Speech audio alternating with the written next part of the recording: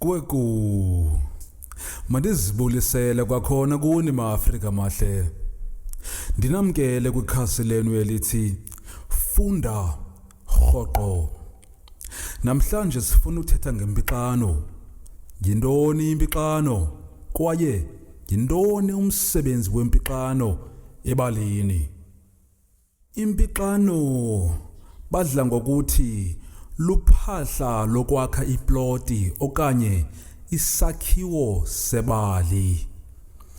Nto leyo ithetha into yokuba awukwazi ukwakha ibali ngaphandle kwempixano. Impixano kuxa kukho ukungquzulana okanye ukuxambulisana phakathi kwezinto ezimbini ezichaseneyo, mhlawumbi ngezimvo.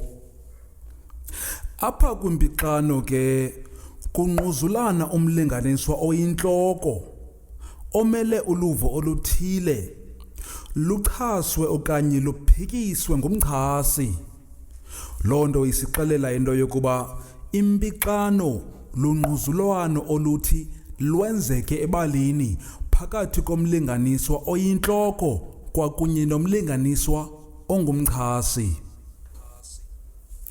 Impixano le kuyacaca into yokuba inezinto ezisisondlo kuyo ukuze ikwazi ukunwenwa oku komlilo wedobo. Impixano le ngumkhombandlela owalatha icala elibheka ngakulo ibali. Loo nto ithetha into yokuba kufuneka kubekho iziganeko ezenzekayo ebalini eziyimpixano ezizawubangela into yokuba ibali liqhubele phambili.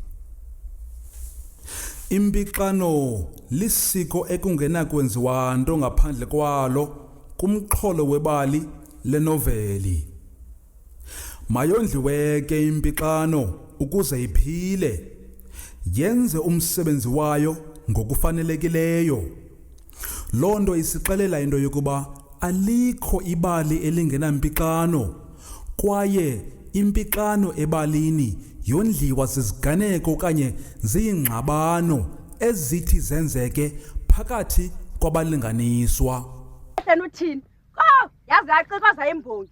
Khawuye kusiqhukela ke wethu, ayisithi abathe mawusiwe indoda.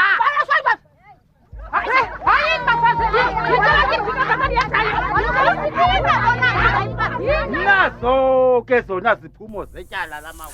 Nolwimi malusetyenziswe ngendlela eyakwandisa ize ityebise impixano ngakumbi.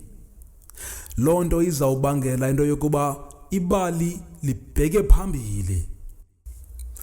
Xa abalinganiswa bexambulisana, bexoxa, beqabana, loo nto iye ibangele impixano lize ibali liqhubekele phambili.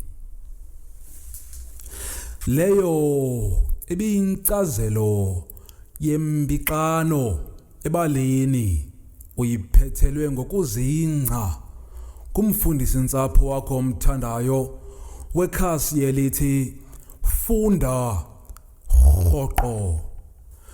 Uze uncede, uthande, uze uzibophelele kwikhasi lethu. Subscribe and like ukuze xa sikhupha ushicilelo olunje uze ungaphoswa. Enkosi.